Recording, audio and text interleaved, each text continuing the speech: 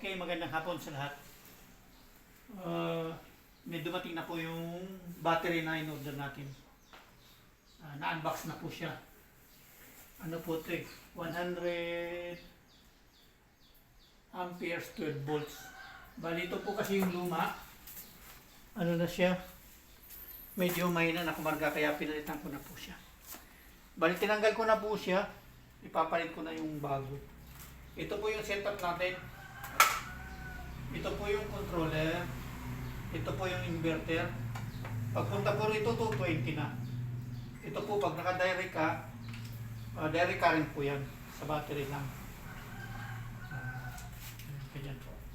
So, ililipat natin. Palitan natin yung battery. Ayan. Yan muna natin siya. Pero, pwede pa pong gamitin yan. Mahina lang magkarga pa. So, test natin. Try natin yung bagong battery. Ayan po. Kakarga siya.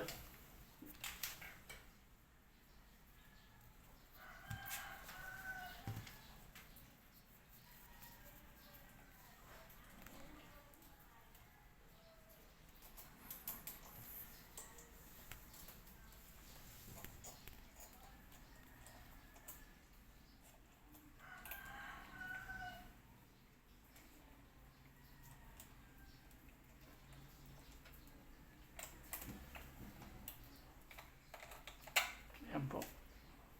Tapos yung isa. Huwag po kayong magkakamali. Kailangan pag positive, positive, negative, negative po. Ayan. Positive, negative po. So, may karga na po siya oh. Lagpas pa siya sa ano. Kailangan lang i-testing muna natin kung gumagana siya.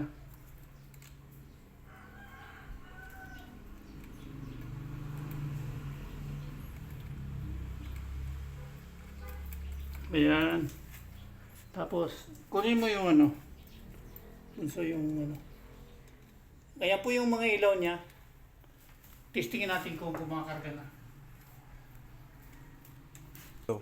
So, i-try po muna natin itong electric fan kung gumagana siya. Huwag niyo pong kakalimutan, kailangan black tsaka sa red to red, black to black.